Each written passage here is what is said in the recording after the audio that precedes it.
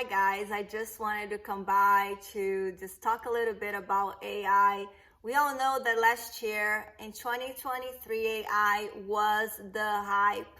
Nothing was spoken more about in the world than AI. I was an early adopter. I loved the technology. I embraced everything. I thought it helped me a lot with anything I was doing marketing, and it gave me lots of hope for basically ideas on how to save time. But with use, you kind of see the whole aspect of AI and when not to use it. And this is exactly why I'm here. When not to use AI in marketing or in any other part of the business that you are in.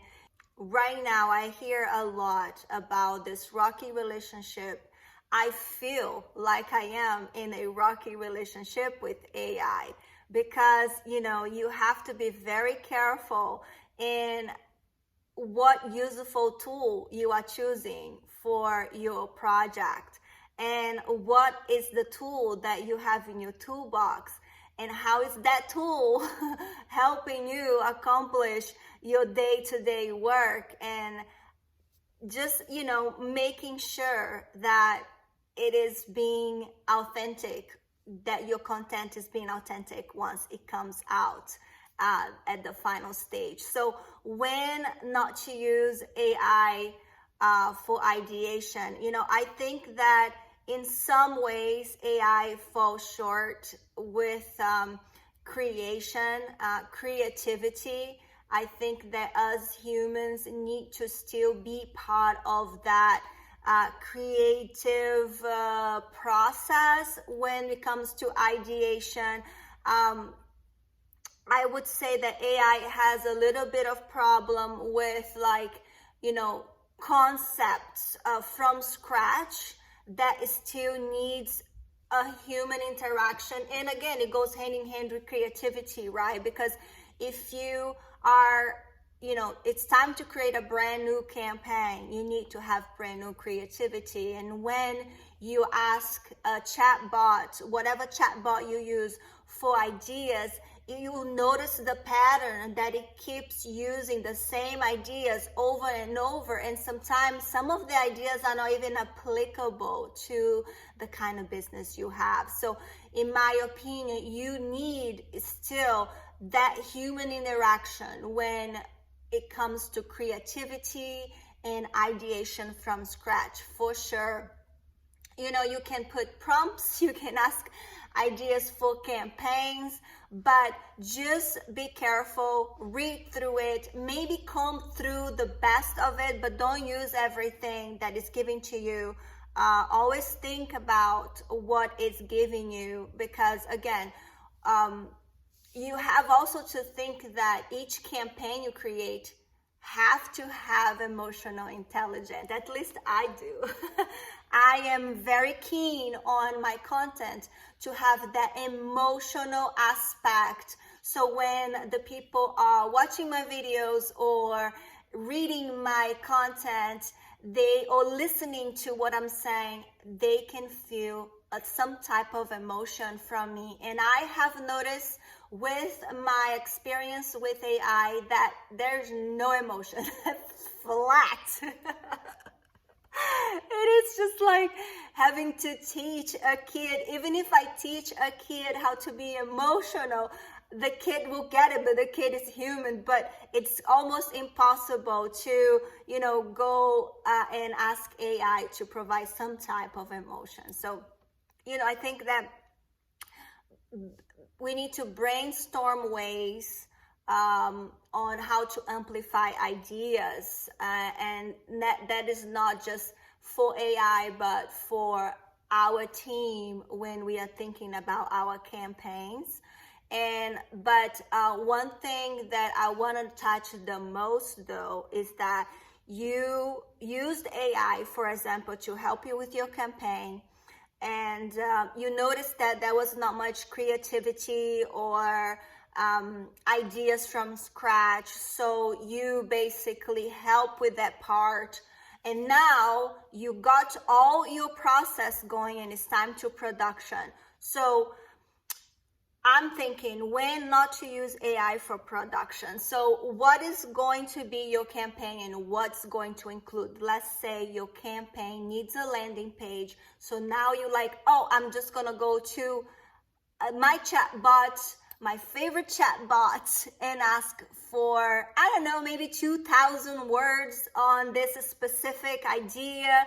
Let's see how it works. You know, there's a lot of tools out there for AIs, tools that can generate text, tools that can generate images, and some of them are unbelievable. But when you ask a bot to, hey, give me, I don't know, a set of 2,000 words that for this campaign finding, within minutes, the chatbot give you a whole landing page, right? And then you can read and you go like, okay, the task was complete because it gave you the 2,000 words. But once you read through it is just a bit mediocre, to say the least, because in some landing pages, what do you want? You want storytelling. You want someone to read your content in that landing page and convert, because that's the whole idea of the landing page. If your landing page it's trying to tell a story, it's trying to get your visitor to convert, and the chatbot is not getting the idea, you are not doing your job properly. So just make sure that you use common sense when you are asking for help for the chat bot, especially when it's writing landing pages, specific landing pages for your business. Read through it, make sure that it is exactly what you want and how it's going to get in the mind of your persona and how that persona is going to click to convert on that landing page. Another thing that I saw that chat bots are lacking at the moment is short form copywriting. So I ask, like, give me a paragraph about, I don't know, how beautiful the blue sky is. And it writes like 5. And I was like, no, that's not what I ask. I ask for one paragraph. And it has a hard time writing short form. It does an amazing job at writing books, but for short form, it's a little bit in the difficult side. But you just have to train. You just have to train it, because, you know, with everything, it will get to know you, the way you ask questions, the way, you know, you give it the prompts. So you just have to, again, comb through the information you receive and come up with your own data, your own idea. You are just using it for assistance. Please do not post every single thing that it generates and go straight to your content. Don't do that. Another thing that I noticed as well, and let me tell you, I use these tools every single day. So I'm telling you what I have noticed from my experience using it for a year, 365 days, because I work every day. But, you know, one thing I've noticed is that ethical data is very, it's a touchy subject. I don't like to talk about any of that stuff with AI. It does not know that some of the things are not okay to talk about. It's a bot. So I don't want to get frustrated, and so I just don't go there when it's talking about ethical stuff. And so I just like, it's best for me not to input anything of that on the AI. Another thing that I want to touch base is design, like pictures and videos that these AI tools are creating. Some of them are unbelievable and so realistic, but I don't know if you know this, but AI has such a hard time creating hands. You will know if the content is created by AI. Train your eye to look at the hands. If the hands are crazy, it is AI. Some of the people cannot even notice that your content is generated by AI. I mean, even when I am on fast consuming content applications like TikTok, for example, and I am going through the motion of looking at videos, I stop and I analyze the video, even if it's for 5 seconds, just to make sure it doesn't throw like AI vibes. I'm not against any AI vibes. Hey, some of them are done so well that I appreciate it, but some of them are so sloppy that you go like, you dare to put this out there? So make sure if you are using tools that are creating humans, make sure you use humans with like from the chest up. The tools are gonna be all crazy. Let me tell you, there's so many videos. I wish I could find one to show you right now of humans clapping and their hands go like, it's just crazy. And even pictures, you can like go to your favorite AI tool that generate pictures for you. I love, gosh, I'll put the name in the description. And they generate great pictures for me, but I never like to generate pictures like humans. I love comic style pictures, so those are the most that I generate. So, but if you do ask the AI to generate human-like pictures, make sure you pay attention on the hands, Okay, so my gosh, where was I? What have I touched based on? Oh my gosh. Okay, let's now talk about like when not to use AI for pitching or prospecting, right? The emails that AI writes is kind of stiff. It doesn't give you no personality. So please, if you are asking AI to help you write an email, please read the email and make sure it talks like you. It reads like you. Put you in that email. You got the idea, you got the format, you got the layout. Now make it you. Do not send emails that was given to you by a bot as is. Modify. Another pet peeve of mine is people commenting as an expert on LinkedIn using AI. Guys, I can't. It's so obvious that you are using a pool to comment, mass comment, and it's just so freaking annoying, so unprofessional. And here you are, try to be an expert, and you are using an AI to comment. It is just not okay. Not okay.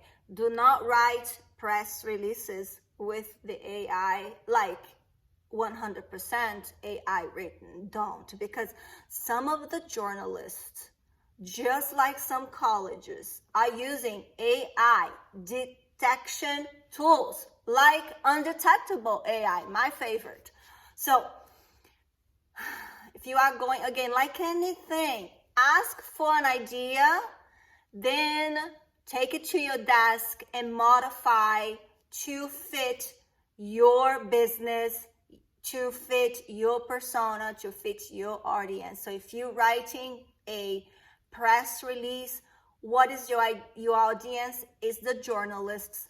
Journalists use AI detectors. So make sure you write that press release or you can use AI and modify the press release so it is like you, right? So we talked about many elements of a campaign. We talked about emails, we talked about landing pages, we talked about press releases.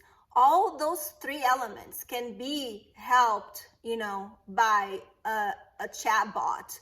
But again, do not use the chatbot to do the work for you. Make sure that you are using the chatbot to assist, right? And when prospecting, you can ask the chatbot for ideas on how to prospect, but again, make that your own. You can ask the chatbot for names, but I don't think I should rely on the names that the chatbot is asking me, giving to me, because it's just like, who you need to go after. Just use LinkedIn for it.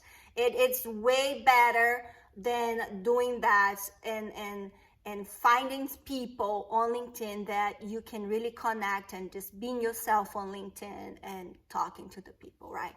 So what are the best practices? Whoa, finally, right? I think be transparent. Be transparent if you are, putting together a campaign, and just make sure you use best practices. You are very clear.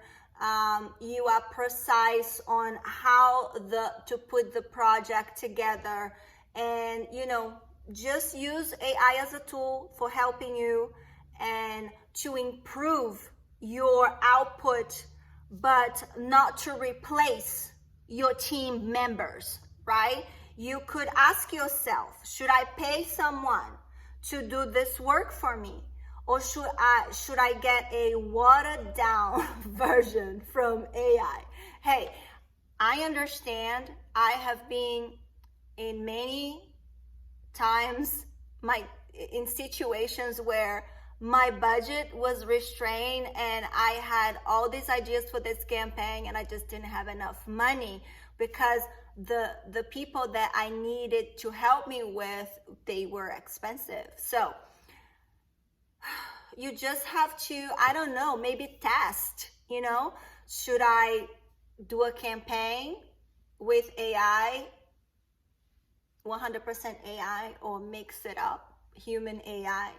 Or, you have done 100% human before AI, so you know the cost of doing 100% human AI human campaigns. But you now have to see if it's going to be a good campaign if you include AI, or if you do all AI, but don't do that.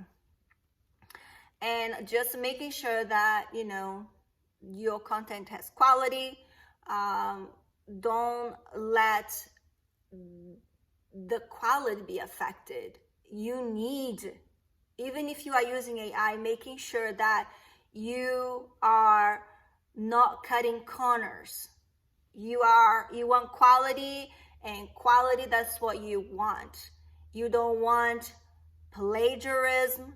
You have to make sure that copyright issues, if you are using AI, you gotta check your sources and, be aware. Be aware, because what is the most important, the lesson that I have learned throughout this year about using AI is that while I think that this technology is great, I even had an avatar.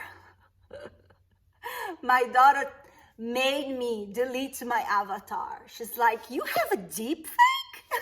I was like, "What is a deep fake? I don't know deep fake. I know avatars." I had a digital avatar that it actually was pretty smart. I just had to give her a bunch of text and she would go like talking, but it was, she wasn't me. She didn't speak like me. She didn't have this crazy idea and energy that I have. She didn't have my accent. She was just But she did what she needed to do. But my daughter like, delete that deep fake. So I did. I don't have an avatar anymore. But why am I saying that? I'm saying that I think what I have learned is the importance of human touch. Yeah. We just have to understand that humans are irreplaceable. There's no other way around it. There's no other way around it. Once we all accept that humans are irreplaceable, our relationship with AI is going to be just fine. Just going to be just fine. Because AI will never replace human interaction in marketing, right? AI will never replace human interaction in sales or entertainment. No. Human touch, it's important. And that's what I am going for. I am going to continue to use AI to assist me in my day-to-day content, but there's no way I am not going to 100% comb through anything that AI is giving me and generating for me. So pay attention if you see something in my content that is too robotic. Say like, hey, you missed a ball, you missed here. But that's it for me. I am going to list my favorite. Oh, I can just tell you right now, let me look at my list here. I have favorite tools that I use every single day that I want to talk to you about, and that I think these tools are definitely going to help you with your day-to-day work. For my chatbot, I use OpenAI ChatGPT most of the time, not all the time, but I use ChatGPT when I am trying to find ways to get content going. I also use Undetectable AI just to make sure after I get data from ChatGPT and I transform into mine, I still use Undetectable AI to make sure that it humanizes even more the aspect of the ChatGPT that is in my content, right? So I do that. For videos, I like InVideo a lot, and I also like HeyGen. That's where I had my avatar. If you want an avatar, I 100% recommend HeyGen. Maybe you just want, a studio avatar. You don't want your own likeness as an avatar. But I think avatars are amazing for courses, training videos, for just, onboarding employees, that type of stuff that you need a human to just be in front of the camera and read a bunch of information. And if you don't have those people in your team, a studio avatar is great for that. And now HeyGen has many different versions of avatars that you can even use one for live streaming to answer questions and such. So HeyGen is a great tool for that. I'll leave the links for all of these, my favorite tools, for you guys to check it out. And then lastly, I like Murph AI for voices. Sometimes if I need a text to be read, I use some of the voices from Murph AI, but not all the time. Most of my text my audio are read by me, but when I just want something like for my content, Murph AI has the best voices and they are all natural and I love it. So yeah, Murph AI, Undetectable AI, HeyGen and InVideo are I use them almost every single day. So try them out and let me know what you think. Bye.